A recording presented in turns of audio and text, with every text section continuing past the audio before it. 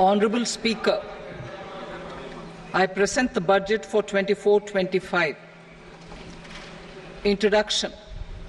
The people of India have reposed their faith in the government led by Honourable Prime Minister Shri Narendra Modi and re-elected it for a historic third term under his leadership.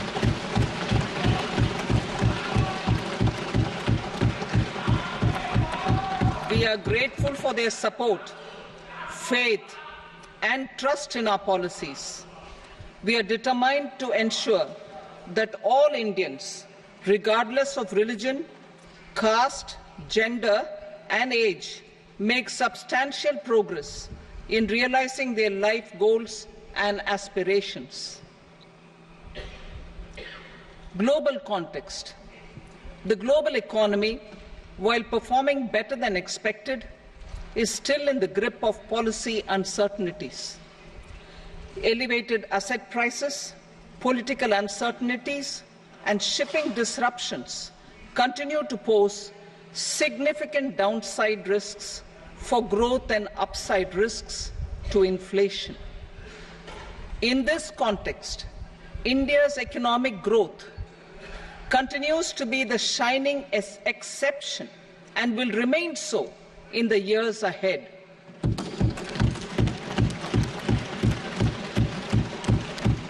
India's inflation continues to be low, stable, and moving towards the 4% target. Core inflation, that is non-food and non-fuel, currently is 3.1%. Steps are being taken to ensure supplies of perishable goods reach markets adequately. Interim budget. As mentioned in the interim budget, we need to focus on four major castes, namely the Garib, Mahilaye, Yuva, and Annadata, the poor, women, youth, and the farmer. For Annadata, we announced higher minimum support prices a month ago for all major crops, delivering on the promise of at least a 50% margin over costs. Pradhan Mantri Garib Kalyan Anna Yojana was extended for 5 years, benefiting more than 80 crore people. Administrative actions for approval and implementation of various schemes announced in the interim budget are well underway. The required allocations have been made. Budget theme. Turning attention to the full year and beyond in this budget, we particularly focus on employment, skilling, MSMEs, and the middle class. I am happy to announce the Prime Minister's package of 5 schemes and initiatives to facilitate employment, skilling, and other opportunities for 4.1 crore youth over a 5-year period, with a central outlay of 2 lakh crore rupees. I will speak about them shortly, while more details may be seen in the annexure. This year, I've made a provision of 1.48 lakh rupees, 1.48 lakh crore rupees for education, employment, and skilling. Budget priorities. The people have given a unique opportunity to our government to take the country on the path of strong development and an all-round prosperity. In the interim budget, we promise to present a detailed roadmap for our pursuit of Vikasit Bharat. In line with the strategy set out in the interim budget, this budget envisages sustained efforts on the following 9 priorities for generating ample opportunities for all. Number 1, productivity and resilience in agriculture. Number 2, employment and skilling. Number 3, inclusive human resource development and social justice. 4. Manufacturing and services. 5. Urban development. 6. Energy security. 7. Infrastructure. 8. Innovation, research and development. And 9. Next generation reforms. Subsequent budgets will build on these and add more priorities and actions. A more detailed formulation will be carried out as part of the economic policy framework about which I will speak later in this speech. This budget details some of the specific actions to be initiated in the current year towards fulfillment of these priorities, with potential for transformative changes. The budget also covers some of the previously made announcements with intent to strengthen them and step up their implementation for expediting our journey towards the goal of Vikasit Bharat. Priority 1, productivity and resilience in agriculture. Transforming agricultural research. Our government will undertake a comprehensive review of the agricultural research setup to bring the focus on raising productivity and developing climate-resilient varieties. Funding will be provided in challenge mode, including to the private sector.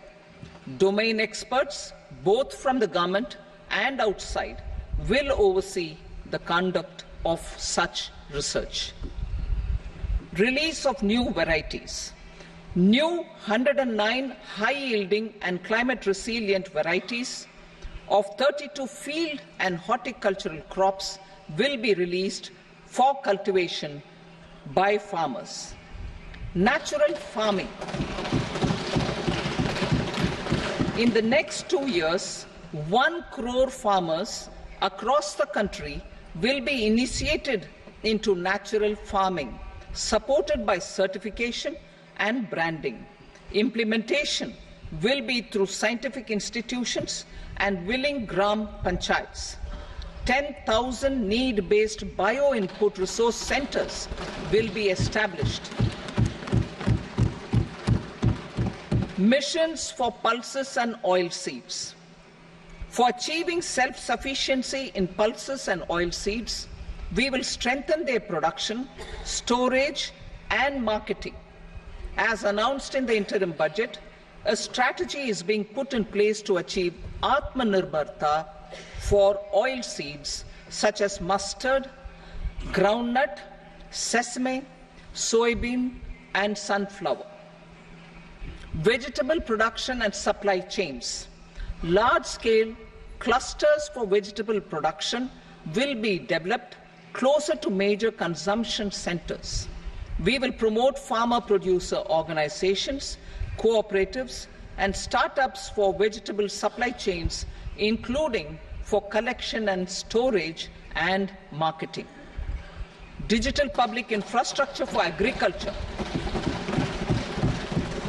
Buoyed by the success of the pilot project, our government, in partnership with the states, will facilitate the implementation of the digital public infrastructure in agriculture for coverage of farmers and their lands in 3 years.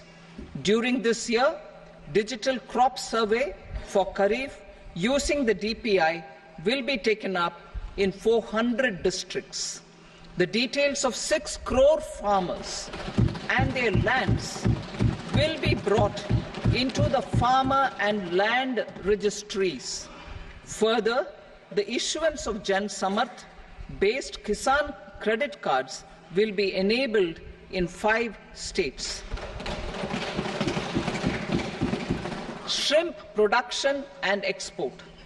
Financial support for setting up a network of nucleus breeding centers for shrimp brood stocks will be provided. Financing for shrimp farming, processing and export will be facilitated through NABARD. national cooperation policy. Our government will bring out a national cooperation policy for systematic, orderly and all-round development of the cooperative sector, fast-tracking growth of rural economy and generation of employment opportunities on a large scale will be the policy goal. This year, I have made a provision of 1.52 lakh crore rupees for agriculture and allied sectors.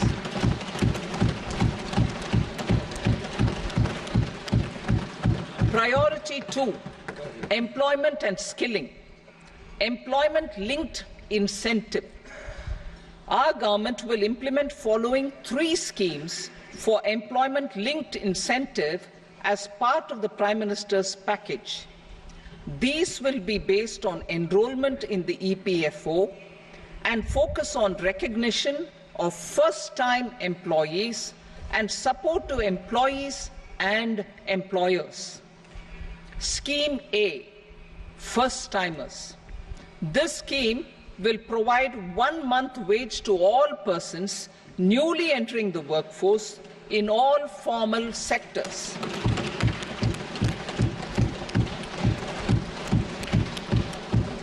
Direct benefit transfer of 1 month's salary in 3 installments to first-time employees as registered in the EPFO will be up to 15,000 rupees.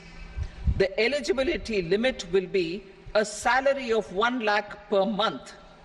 The scheme is expected to benefit 210 lakh youths.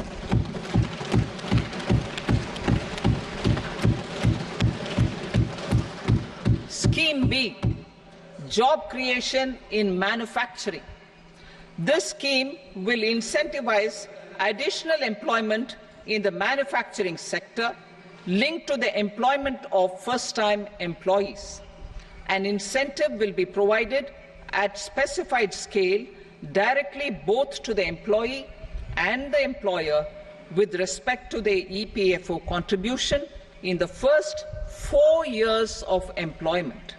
The scheme is expected to benefit 30 lakh youth entering employment and their employers.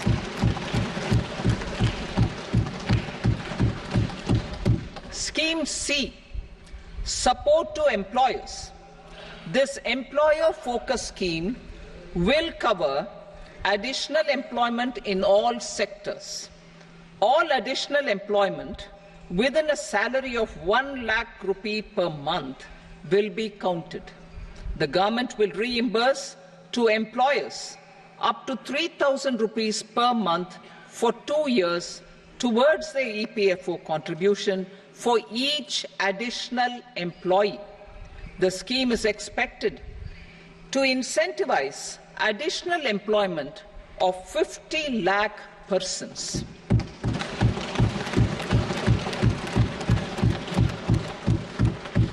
Participation of women in the workforce.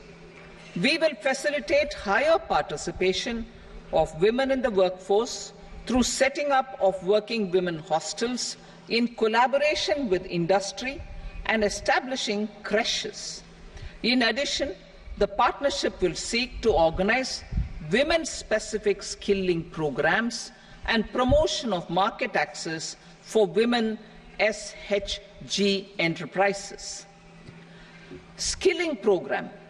I am happy to announce a new centrally sponsored scheme as the 4th scheme under the Prime Minister's package for skilling in collaboration with state governments and industry.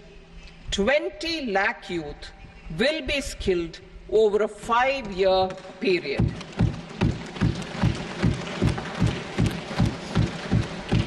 (1,000 industrial training institutes will be upgraded in hub and spoke arrangements with outcome orientation. Course content and design will be aligned to the skill needs of industry, and new courses will be introduced for emerging needs. Skilling loans. The model skill loan scheme will be revised to facilitate loans up to 7.5 lakh rupees with a guarantee from a government-promoted fund.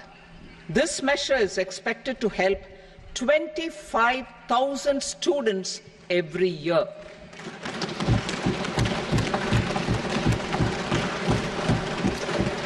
Education loans for helping our youth who have not been eligible for any benefit under government schemes and policies. I am happy to announce a financial support for loans up to 10 lakh rupees for higher education in domestic institutions.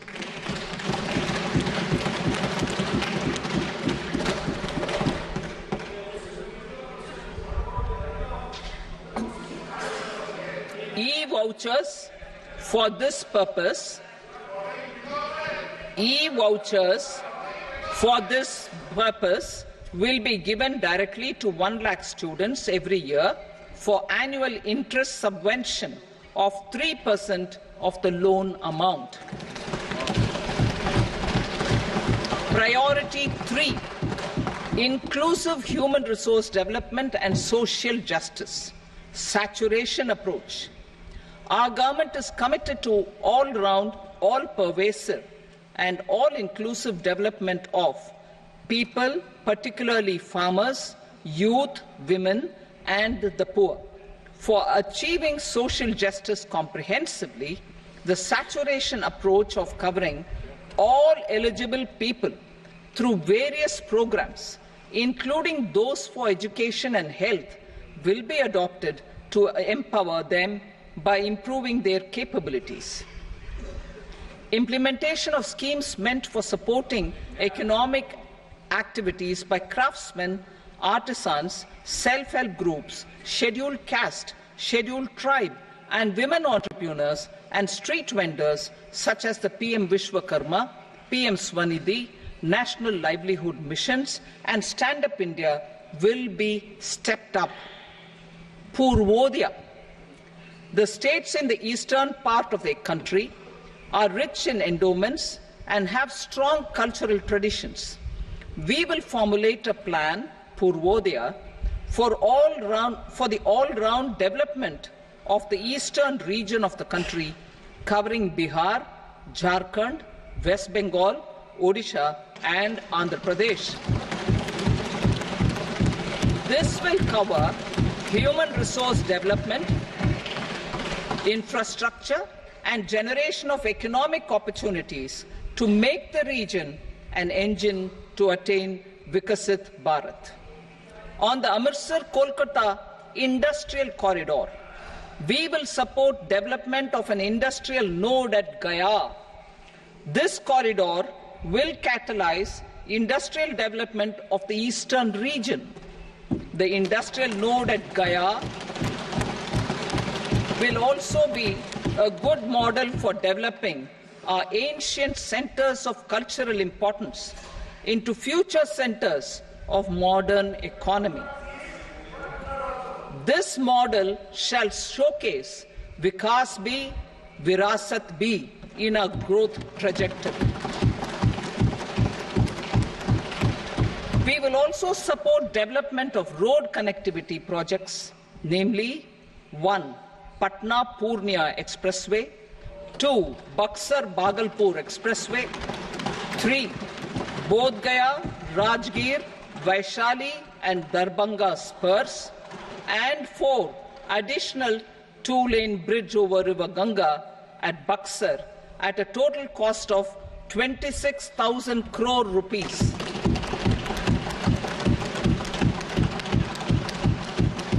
Power projects, including setting up of a new 2,400 megawatt power plant at Pir Painti, will be taken up at a cost of 21,400 crore rupees. New airports, medical colleges, and sports infrastructure in Bihar will be constructed. An additional allocation to support capital investments will be provided. The requests of Bihar government for external assistance from multilateral development banks will be expedited.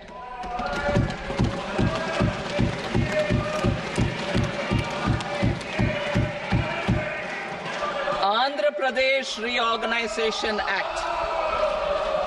Our government has made concerted efforts to fulfill the commitments in Andhra Pradesh Reorganization Act.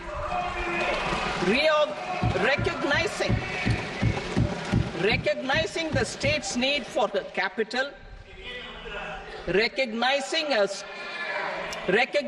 the state's need for a capital, we will facilitate special financial support through multilateral development agencies.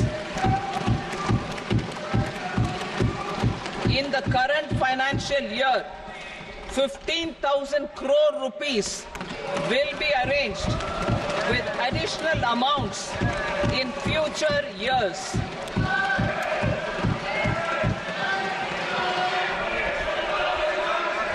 Our government is fully committed to financing and early completion of the Polavaram irrigation project, which is the lifeline for Andhra Pradesh and its farmers. This will facilitate our country's food security as well. Under the Andhra Pradesh Reorganization Act, for promoting industrial development, funds will be provided for essential infrastructure such as water, power, railways and roads. In Kopparthi node on the Visakhapatnam-Chennai Industrial Corridor and Varavakal node on the Hyderabad-Bengaluru Industrial Corridor. An additional allocation will be provided this year towards capital investment for economic growth.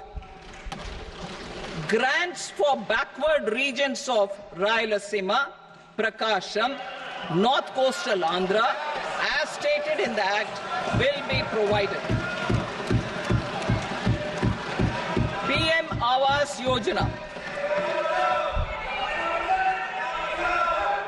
3 crore additional houses under the PM Awas Yojana in rural and urban areas in the country have been announced, for which the necessary allocations are being made. Women-led development. For promoting women-led development, the budget carries an allocation of more than 3 lakh crore for schemes benefiting women and girls. This signals our government's commitment for enhancing women's role in economic development. Pradhan Mantri Janjatiya Unnat Gram Abhiyan. For improving the socio-economic condition of tribal communities, we will launch the Pradhan Mantri Janjatiya Unnat Gram Abhiyan by adopting saturation coverage for tribal families in tribal majority villages and aspirational districts.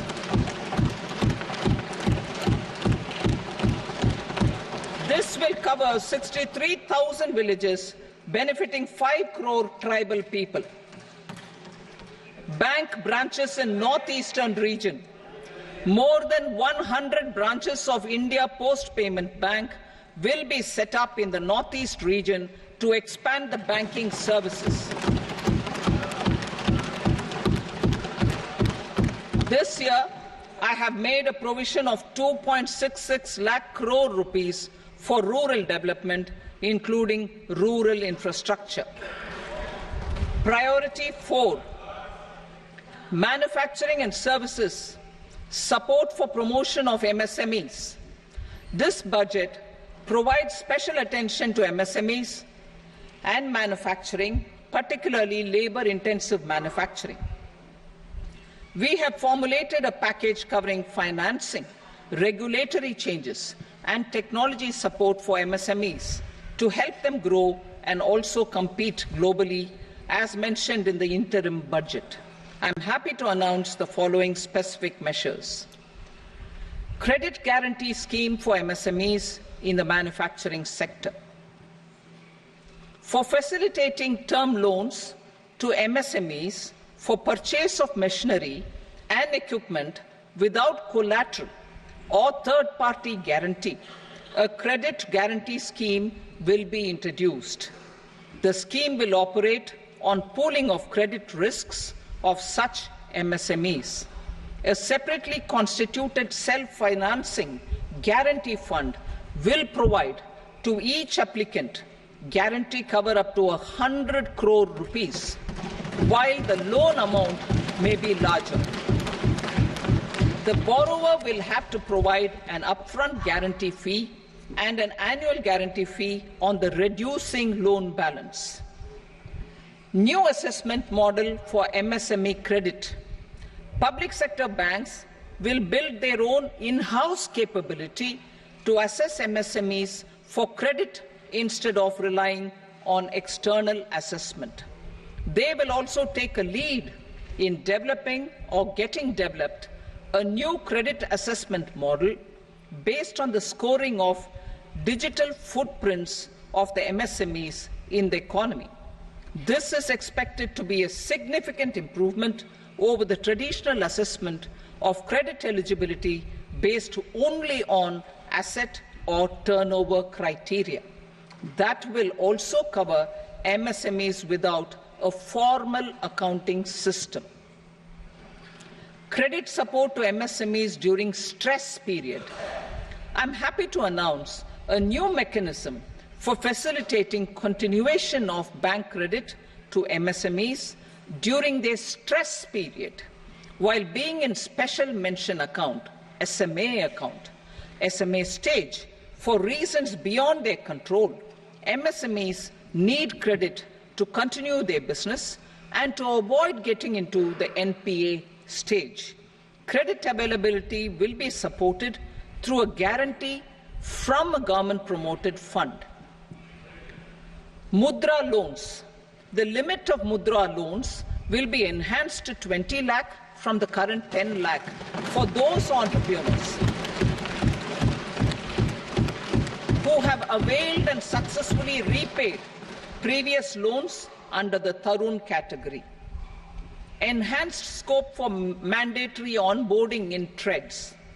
For facilitating MSMEs to unlock their working capital by converting their trade receivables into cash, I propose to reduce the turnover threshold of buyers for mandatory onboarding on the trades platform from rupees 500 crore to 250 crore rupees. This measure will bring 22 more CPSCs and 7,000 more companies onto the platform. Medium enterprises will also be included in the scope of the suppliers. SIDBI branches in MSME clusters. SIDBI will open new branches to expand its reach to serve all major MSME clusters within 3 years and provide direct credit to them. With the opening of 24 such branches this year, the service coverage will expand to 168 out of 242 major clusters. MSME units for food irradiation, quality and safety testing. Financial support for setting up of 50 multi-product food irradiation units in the MSME sector will be provided. Setting up of 100 food quality and safety testing labs with NABL accreditation will be facilitated. E-commerce export hubs. To enable MSMEs and traditional artisans to sell their products in international markets, e-commerce export hubs will be set up in public-private partnership mode. These hubs, under a seamless regulatory and logistic framework, will facilitate trade and export-related services under one roof. Measures for promotion of manufacturing and services, internship in top companies. As the fifth scheme under Prime Minister's package, our government will launch a comprehensive scheme for providing internship opportunities in 500 top companies to 1 crore youth in 5 years. They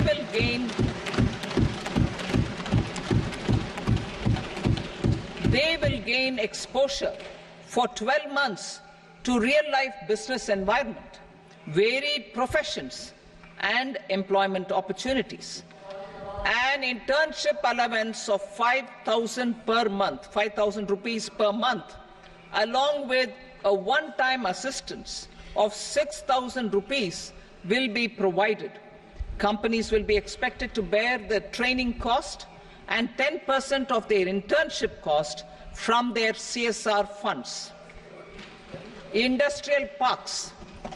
Our government will facilitate development of investment-ready, plug-and-play industrial parks with complete infrastructure in or near 100 cities in partnership with the states and private sector by better using town planning schemes.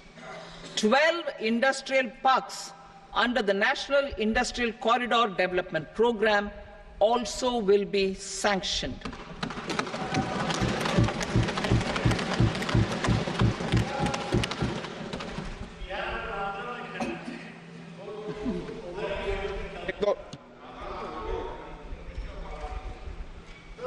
Veji paper, no. Please, Petty.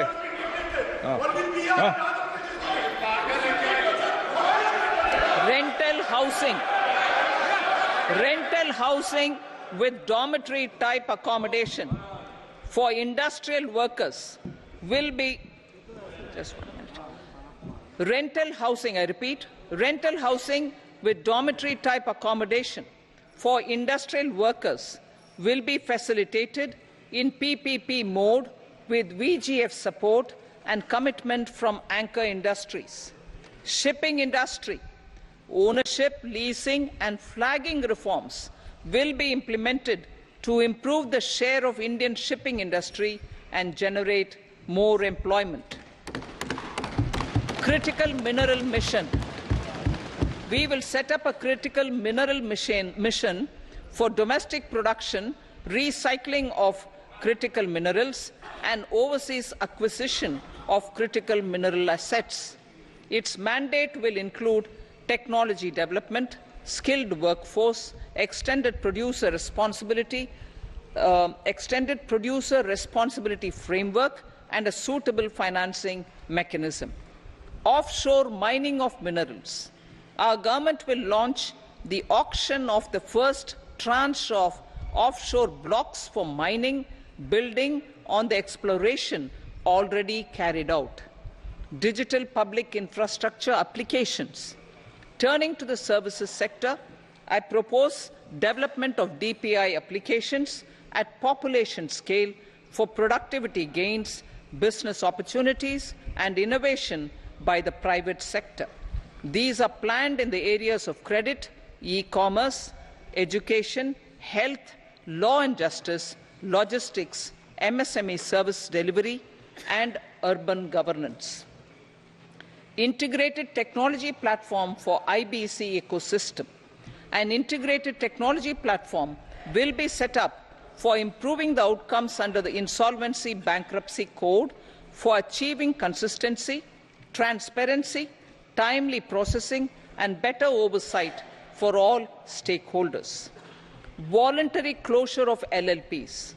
The services of the Centre for Processing Accelerated Corporate Exit, CPACE, will be extended for voluntary closure of LLPs to reduce the closure times. National Company Law Tribunals. The IBC has resolved more than 1,000 companies, resulting in direct recovery of 3.3 lakh crore to creditors. 3.3 lakh crore rupees to creditors. In addition, 28,000 cases involving over 10 lakh crore rupees have been disposed of even prior to admission. Appropriate changes to the IBC, reforms and strengthening of the tribunal and appellate tribunals will be initiated to speed up insolvency resolution. Additional tribunals will be established. Out of those, some will be notified to decide cases exclusively under the Companies Act. Debt recovery. Steps for reforming and strengthening debt recovery tribunals will be taken. Additional tribunals will be established to speed up recovery. Priority 5, urban development. Cities as growth hubs. Working with states, our government will facilitate development of cities as growth hubs. This will be achieved through economic and transit planning and orderly development of peri-urban areas utilizing town planning schemes. Creative redevelopment of cities. For creative brownfield redevelopment of existing cities with a transformative impact, our government will formulate a framework for enabling policies, market-based mechanisms, and regulation. Transit-oriented development. Transit-oriented development plans for 14 large cities with a population above 30 lakh will be formulated, along with an implementation and financing strategy. Urban housing. Under the PM Awas Yojana, Urban 2.0, housing needs of 1 crore urban poor and middle-class families will be addressed with an investment of 10 lakh crore rupees.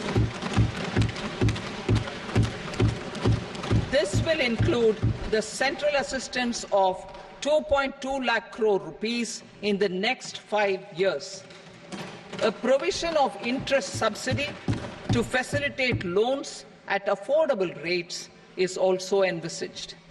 In addition, enabling policies and regulations for efficient and transparent rental housing markets with enhanced availability will also be put in place. Water supply and sanitation. In partnership with state governments and multilateral development banks, we will promote water supply, sewage treatments, and solid waste management projects and services for 100 large cities through bankable projects. These projects will also envisage use of treated water for irrigation and filling up of tanks in nearby areas. Street markets. Building on the success of PM Swanidhi scheme in transforming the lives of street vendors, our government envisions a scheme to support each year over the next 5 years the development of 100 weekly hearts or street food hubs in select cities. Stamp duty. We will encourage states which continue to charge high stamp duty to moderate the rates for all and also consider further lowering duties for properties purchased by women. This reform will be made an essential component of urban development schemes. Priority 6, energy security, energy transition. In the interim budget, I had announced our strategy to sustain high and more resource-efficient economic growth, along with the energy security in terms of availability, accessibility, and affordability. We will bring out a policy document on appropriate energy transition pathways that balances the imperatives of employment, growth, and environmental sustainability. PM Surya Ghar Muft Bijli Yojana. PM Surya Ghar Muft Bijli Yojana. In line with the announcement in the interim budget, In line with the announcement in the interim budget, PM Surya Ghar Muft Bijli Yojana has been launched to install rooftop solar plants to enable 1 crore households obtain free electricity up to 300 units every month. The scheme has generated remarkable response with more than 1.28 crore registrations and 14 lakh applications, and we will further encourage it. Pumped storage policy. A policy for promoting pumped storage projects will be brought out for electricity storage and facilitating smooth integration of the growing share of renewable energy with its variable and intermittent nature in the overall energy mix. Research and development of small and modular nuclear reactors. Nuclear energy is expected to form a very significant part of the energy mix for Vikasit Bharat. Towards that pursuit, our government will partner with the private sector for 1. Setting up Bharat Small Reactors, 2. Research and development of Bharat Small Modular Reactor, and 3. Research and development of newer technologies for nuclear energy. The R&D funding announced in the interim budget will be made available for this sector also. Advanced ultra supercritical thermal power plants. The development of indigenous technology for advanced ultra supercritical thermal power plants with much higher efficiency has been completed. A joint venture between NTPC and BHEL will set up a full-scale 800 megawatt commercial plant using AUSC technology. The government will provide the required fiscal support. Moving forward, development of indigenous capacity for the production of high-grade steel and other advanced metallurgy materials for these plants will result in strong spin-off benefits for the economy. Roadmap for hard-to-abate industries. A roadmap for moving the hard-to-abate industries from energy efficiency targets to emission targets will be formulated. Appropriate regulations for transition of these industries from the current perform, achieve and trade mode to Indian carbon market mode will be put in place. Support to traditional micro and small industries. An investment-grade energy audit of traditional micro and small industries in 60 clusters, including brass and ceramic, will be facilitated. Financial support will be provided for shifting them to cleaner forms of energy and implementation of energy efficiency measures. The scheme will be replicated in another 100 clusters in the next phase. Priority 7, infrastructure investment by central government. Significant investment the central government has made over the years in building and improving infrastructure has had a strong multiplier effect on the economy. We will endeavour to maintain strong fiscal support for infrastructure over the next 5 years in conjunction with imperatives of other priorities and fiscal consolidation. This year, I have provided 11,11,111 crore rupees for capital expenditure. This would be 3.4% of our GDP. Infrastructure investment by state governments. We will encourage states to provide support of similar scale for infrastructure, subject to their development priorities. a provision of 1.5 lakh crore rupees for long-term interest-free loans have been made this year, also to support the states in their resource allocation. Private investment in infrastructure. Investment in infrastructure by private sector will be promoted through viability gap funding and enabling policies and regulations. A market-based financing framework will be brought out. Pradhan Mantri Gram Sadak Yojana, Phase 4 of the PMGSY will be launched to provide all-weather connectivity to 25,000 rural habitations, which have become eligible in view of their population increase. Irrigation and flood mitigation. Bihar has frequently suffered from floods, many of them originating outside the country. Plans to build flood control structures in Nepal are yet to progress. Our government, through the Accelerated Irrigation Benefit Program and other sources, will provide financial support for projects with estimated cost of 11,500 crore rupees,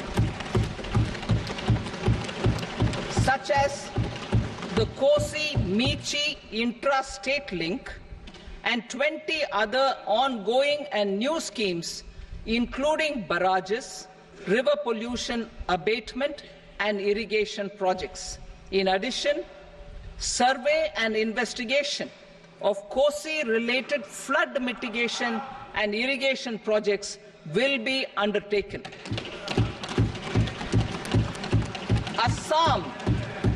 Assam grapples with floods every year by the Brahmaputra River and its tributaries originating outside India.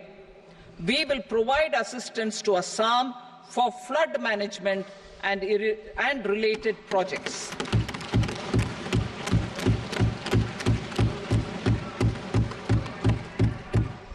Himachal Pradesh suffered extensive losses due to floods last year. Our government will provide assistance to the state for reconstruction and rehabilitation through multilateral development assistance.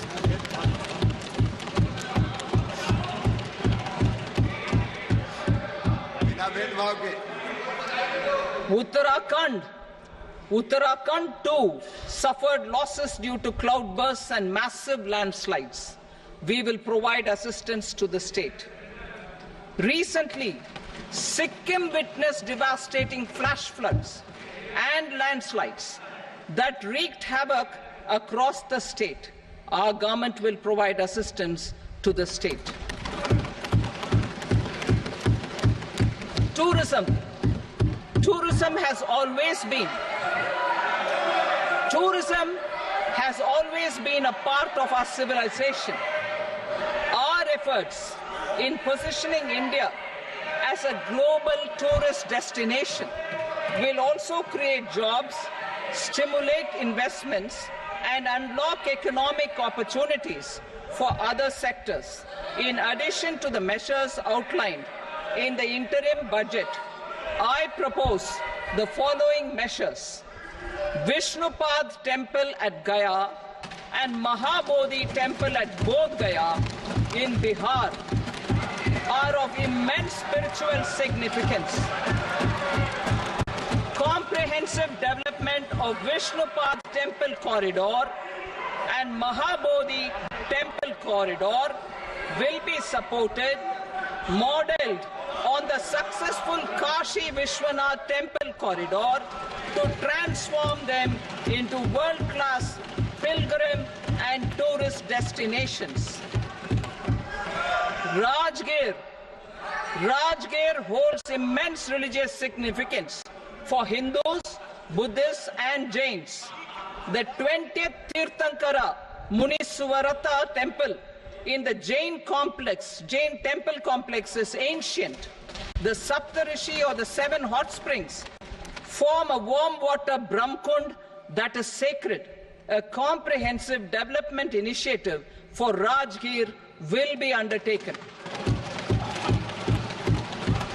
Our government will support the development of Nalanda as a tourist center, besides reviving Nalanda University to its glorious stature. Odisha's scenic beauty, temples, monuments, craftsmanship, wildlife sanctuaries, natural landscapes, and pristine beaches make it an ultimate tourism destination. Our government will provide assistance for their development to Odisha as well. Priority 8, innovation, research and development. We will operationalize the Anusandhan National Research Fund for basic research and prototype development. Further, we will set up a mechanism for spurring private sector-driven research and innovation at commercial scale with a financing pool of 1 lakh crore rupees in line with the announcement in the interim budget. Space economy. With our continued emphasis on expanding the space economy by 5 times in the next 10 years, a venture capital fund of 1,000 crore rupees will be set up. Priority 9, next generation reforms. Economic policy framework.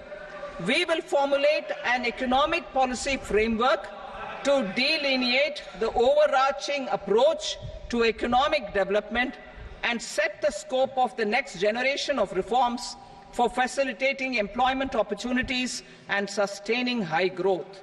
Our government will initiate and incentivize reforms for 1. Improving productivity of factors of production, and 2. Facilitating markets and sectors to become more efficient. These reforms will cover all factors of production, namely land, labor, capital, and entrepreneurship, and technology as an enabler of improving total factor productivity and bridging inequality. Effective implementation of several of these reforms requires collaboration between the centre and the states, and building consensus as development of the country lies in development of the states. For promoting competitive federalism and incentivizing states for faster implementation of reforms, I propose to earmark a significant part of the 50-year interest-free loan. Working with the states, we will initiate the following reforms.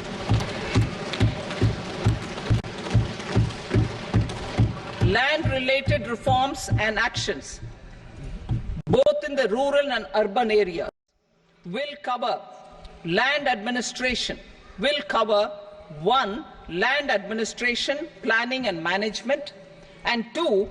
Urban planning usage and building bylaws. These will be incentivized for completion within the next 3 years through appropriate fiscal support. Rural land-related actions. Rural land-related actions will include 1. Assignment of unique land parcel identification number, UL PIN, or Bhu Aadhaar for all lands. 2. Digitization of cadastral maps. 3. Survey of subdivisions, survey of map subdivisions as per current ownership. 4. Establishment of land registry. And 5. Linking to the farmers registry. These actions will also facilitate credit flow and other agricultural services. Urban land-related actions. Land records in urban areas will be digitized with GIS mapping. An IT-based system for property record administration, updating, and tax administration will be established. These will also facilitate improving the financial position of urban local bodies. Labor-related reforms. Services to labor. Our government will facilitate the provision of a wide array of services to labour, including those for employment and skilling.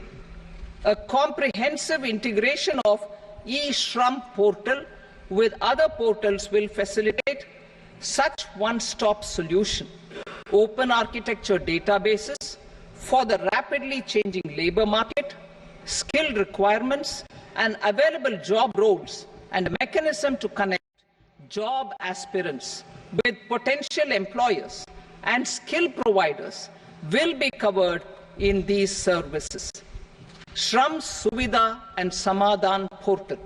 Shram Suvidha and Samadhan portal will be revamped to enhance ease of compliance for industry and trade. Capital and entrepreneurship related reforms, financial sector vision and strategy. For meeting financing needs of the economy, our government will bring out a financial sector vision and strategy document to prepare the sector in terms of size, capacity and skills. This will set the agenda for the next 5 years and guide the work of the government, regulators, financial institutions and market participants. Taxonomy for climate finance. We will develop taxonomy for climate finance for enhancing the availability of capital for climate adaptation and mitigation. This will support achievement of the country's climate commitments and green transition. Variable capital company structure. We will seek the required legislative approval for providing an efficient and flexible mode for financing leasing of aircrafts and ships and pooled funds of private equity through a variable company structure. Foreign direct investments and overseas investment. The rules and regulations for foreign direct investment and overseas investments will be simplified to 1. Facilitate foreign direct investments, 2. Nudge prioritization, and 3. Promote opportunities for using Indian rupee as a currency for overseas investment. NPS Vatsalya. NPS Vatsalya, a plan for contribution by parents and guardians for minors, will be started. On attaining the age of majority, the plan can be converted seamlessly into a normal NPS account. Use of technology. We have successfully used technology for improving productivity and bridging inequality in our economy during the past 10 years. Public investment in digital infrastructure and innovations by the private sector have helped in improving access of all citizens, particularly the common people, to market resources, education, health and services. We will step up adoption of technology towards digitalization of the economy. Ease of doing business. For enhancing ease of doing business, we are already working on the Jan Vishwas Bill 2.0. Further, states will be incentivized for implementation of the business reforms, action plans and digitalization. Data and statistics. For improving data governance, collection, processing and management of data and statistics, different sectoral databases, including those established under the Digital India Mission, will be utilized with active use of technology tools. New pension scheme. The committee to review the NPS has made considerable progress in its work. I am happy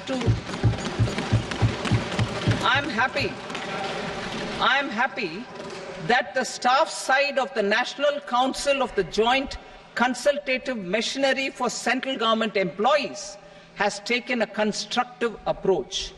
A solution will be evolved which addresses the relevant issues while maintaining fiscal prudence to protect the common citizens. Budget estimates for 24-25. For the year 24-25, total receipts other than borrowings and the total expenditure are estimated at 32.07 lakh crore rupees and 48.21 lakh crore rupees respectively. The net tax receipts are estimated at 25.83 lakh crore rupees. The fiscal deficit is estimated at 4.9% of the GDP. The gross and the net market borrowings through dated securities during 24-25 are estimated at 14.01 lakh crore rupees and 11.63 lakh crore rupees respectively. Both will be less than that in 23-24. The fiscal consolidation path announced by me in 2021 has served our economy very well, and we aim to reach the deficit below 4.5% next year. The government is committed to staying the course. From 2026-27 onwards, our endeavour will be to keep the fiscal deficit each year such that the central government's debt will be on a declining path as percentage of GDP. I will now move to Part B.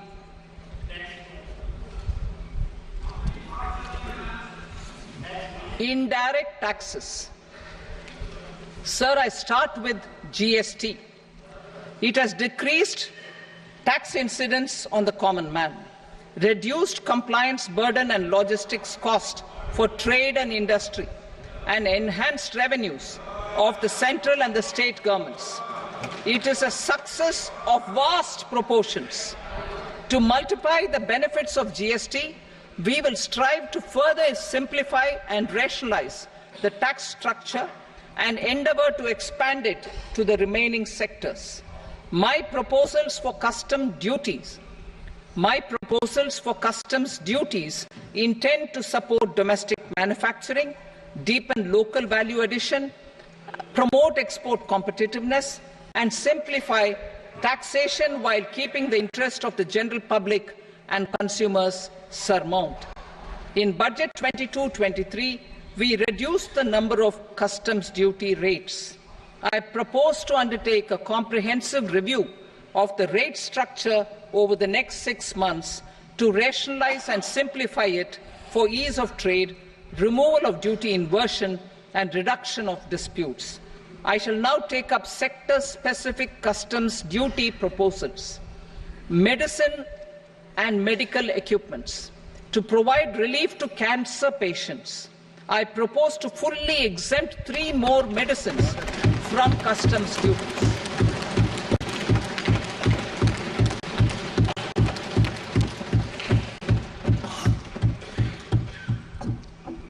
I also propose changes in the BCD on X-ray tubes and flat panel detectors for use in medical X-ray machines under the phased manufacturing program so as to synchronize them with the domestic capacity addition. Mobile phone and related parts. With a 3-fold increase in domestic production and almost a 100-fold jump in exports of mobile phones over the last 6 years, the Indian mobile industry has matured. In the interest of consumers, I now propose to reduce the BCD on mobile phone, mobile PCBA, and mobile charger to 15%. Critical minerals. Minerals such as lithium, copper, cobalt, and rare earth elements are critical for sectors like nuclear energy, renewable energy, space, defense, telecommunications, and high-tech electronics. I propose to fully exempt customs duties on 25 critical minerals and reduce BCD on 2 of them. This will provide a major fillip to the processing and refining of such minerals and help secure their availability for these strategic and important sectors. Solar energy. Energy transition is critical in the fight against climate change. To support energy transition, I propose to expand the list of exempted capital goods for use in the manufacture of solar cells and panels in the country. Further, in view of sufficient domestic manufacturing capacity of solar gas, glass and tinned copper interconnect, I propose not to extend the exemption of custom duties provided to them. Marine products. India's seafood exports in the last financial year touched an all-time high of more than 60,000 crores of rupees. Frozen shrimp accounted for about 2/3 of these exports. To enhance their competitiveness, I propose to reduce BCD on certain broodstock, polychaete worms, shrimp and fish feed to 5%. I also propose to exempt customs duty on various inputs for manufacture of shrimp and fish feed. Leather and textile. Similarly, to enhance the competitiveness of exports in the leather and textile sectors, I propose to reduce BCD on real down-filling material from duck or goose. I am also making additions to the list of exempted goods for manufacture of leather and textile garments, footwear and other leather articles for export.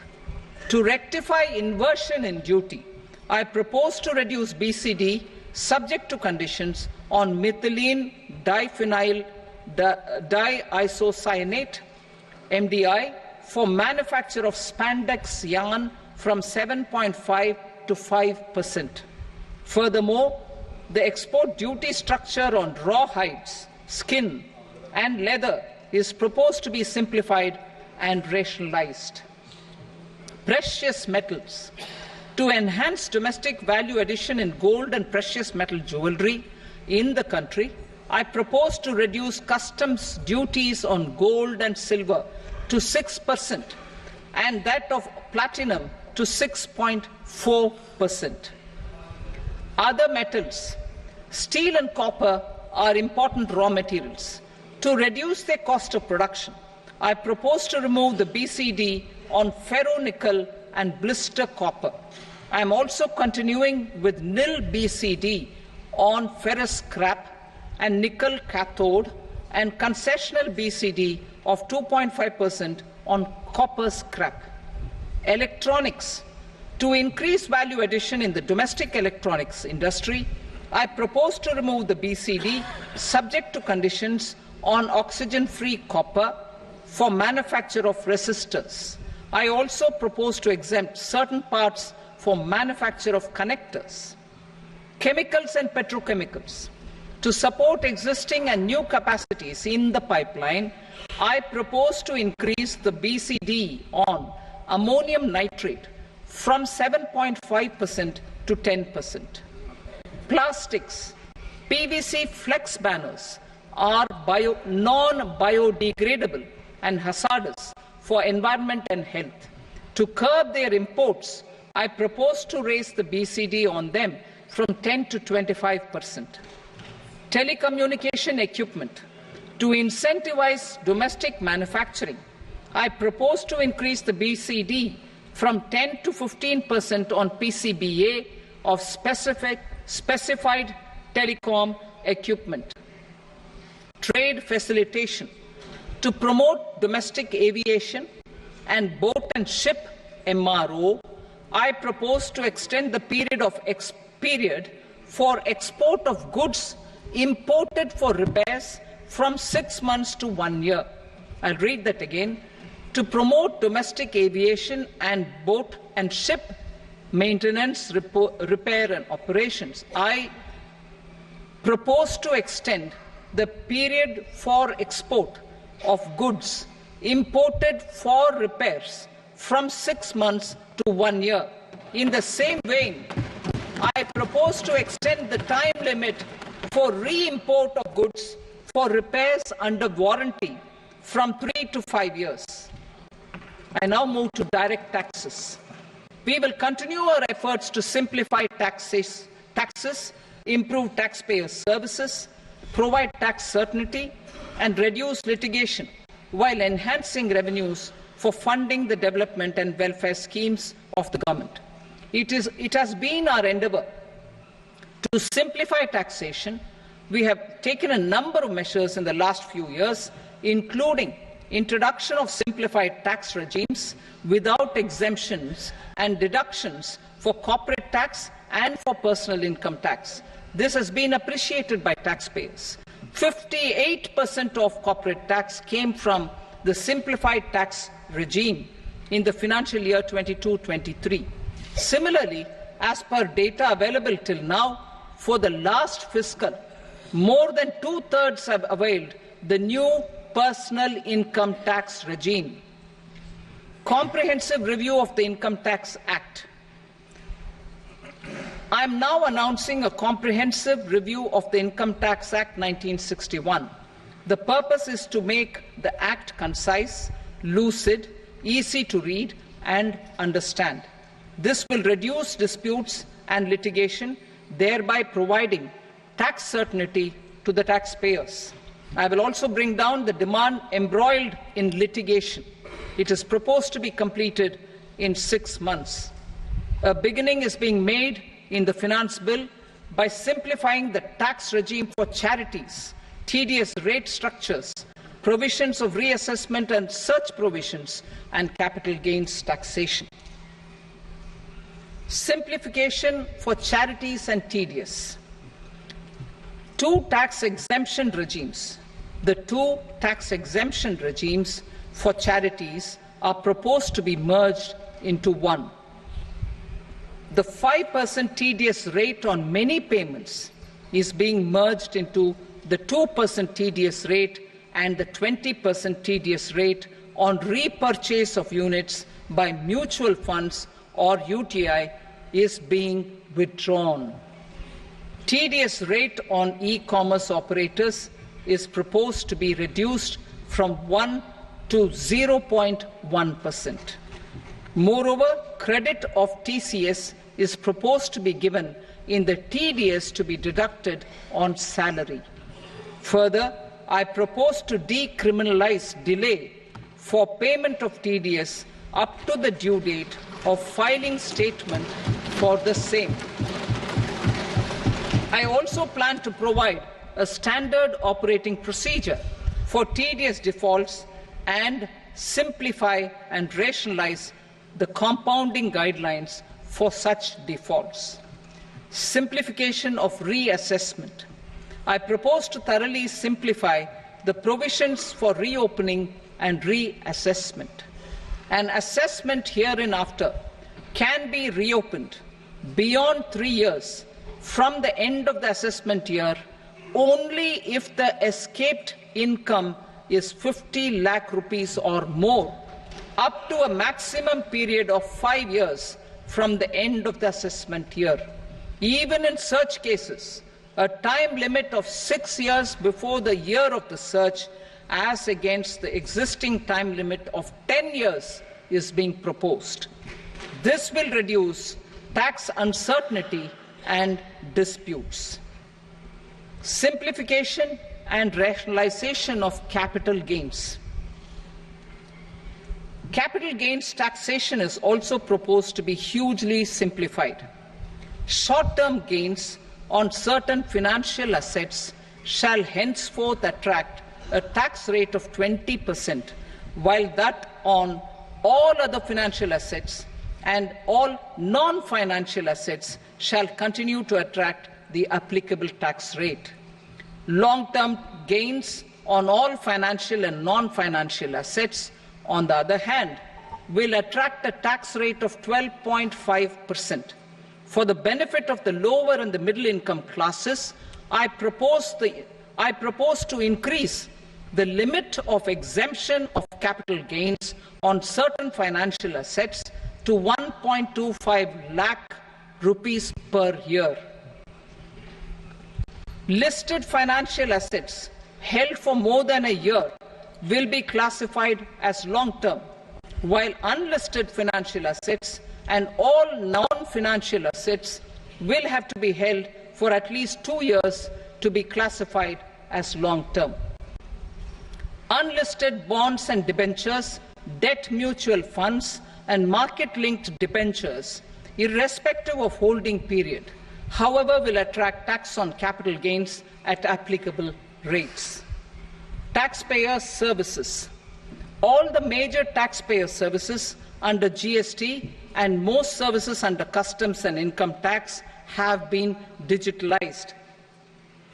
All remaining services of customs and income tax, including rectification and order giving effect to appellate orders, shall be digitalized and made paperless over the next 2 years. Litigation and appeals. While our concerted efforts to reduce pendency of appeals at various appellate fora are beginning to show good results, it will continue to engage our highest attention. To dispose of the backlog of first appeals, I plan to deploy more officers to hear and decide such appeals, especially those with large tax effect. For resolution of certain income tax disputes pending in appeal, I am also proposing Vivad Se Vishwas Scheme 2024. Further, I propose to increase monetary limits for filing appeals related to direct taxes, excise and service tax in the tax tribunals, high courts and Supreme Court to 60 lakh rupees, 2 crore rupees and 5 crore respectively.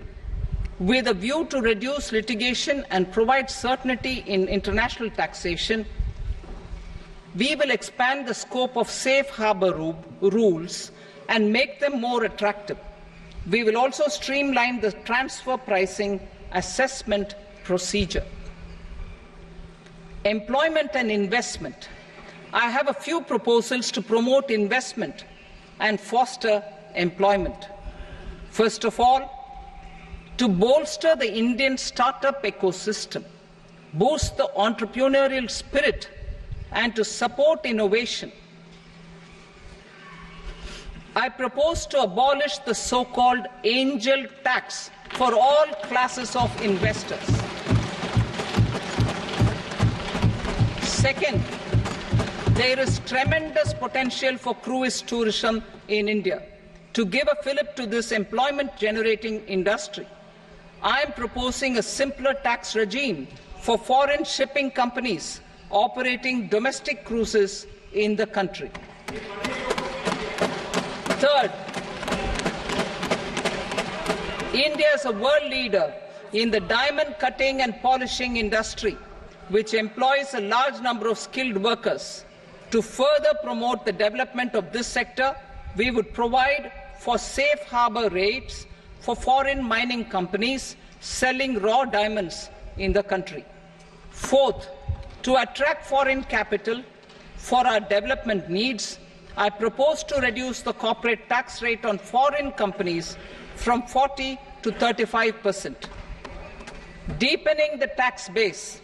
I have a couple of proposals for deepening the tax base.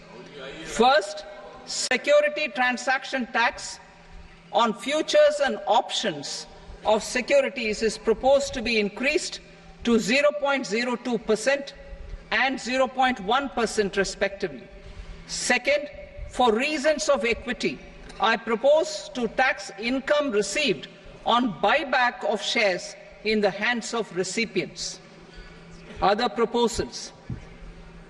To improve social security benefits, deduction of expenditure by employers towards NPS is proposed to be increased from 10 to 14% of the employee's salary. Similarly, deduction of this expenditure up to 14% of salary from the income of employees in private sector, public sector banks and undertakings opting for the new tax regime is proposed to be provided. Indian professionals working in multinationals get ESOPs and invest in social security schemes and other movable assets abroad. Non-reporting of such small foreign assets has penal consequences under the Black Money Act. Such non-reporting of movable assets up to 20 lakh rupees is proposed to be depenalized. Other major proposals in the finance bill relate to withdrawal of equalization levy of 2%, expansion of tax benefits to certain funds and entities in IFSCs, and immunity from penalty and prosecution to Benamidar on full and true disclosure so as to improve conviction under the Benami Transaction Prohibition Act 1988. Personal income tax. Coming to personal income tax rates, I have two announcements to make for those opting for the new tax regime. First, the standard deduction for salaried employees is proposed to be increased from 50,000 to 75,000 rupees.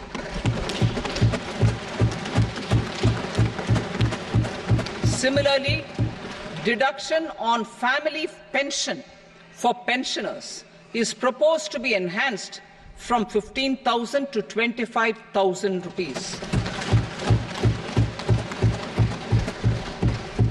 This will provide relief to about 4 crore salaried individuals and pensioners.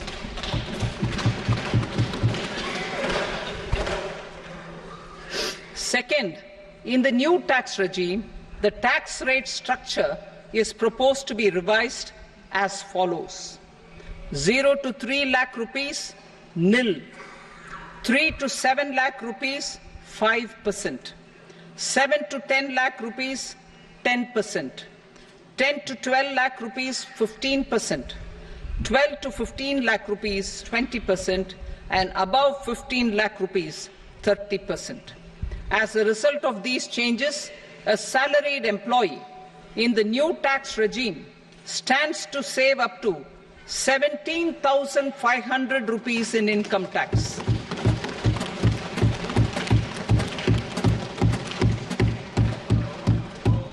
Apart from these, I am also making some other changes as given in the annexure. As a result of these proposals, revenue of about 37,000 crore, that is 29,000 crore in direct taxes and 8,000 crore in indirect taxes, will be foregone, while revenue of about 30,000 crore rupees will be additionally mobilized. Thus, the total revenue foregone is about 7,000 crores annually. Mr. Speaker, sir, with this, I commend the budget to this august House. Jai Hind.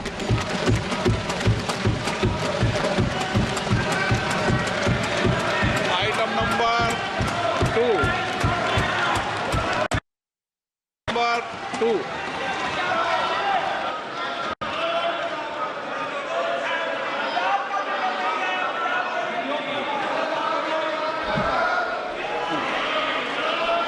Sir, with your permission, I rise to lay on the table the following statements under Section 3 of the Fiscal Responsibility and Budget Management, FRBM Act 2003, Medium-Term Fiscal Policy cum Fiscal Policy Strategy Statement and Macroeconomic Framework Statement.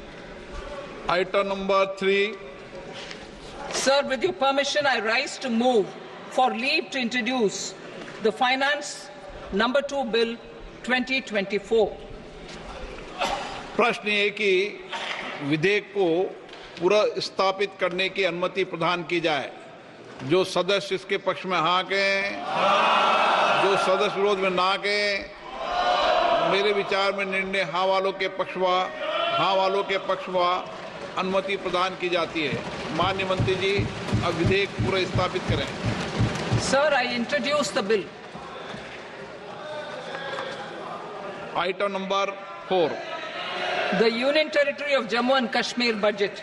Sir, I rise to present a statement, Hindi and English versions, of the estimated receipts and expenditure of the Union Territory of Jammu and Kashmir for the year 24-25. सभा की कार्रवाई कल बुधवार दिनांक 24 जुलाई 2024 को प्राप्त 11 बजे तक के लिए स्थगित की जाती है।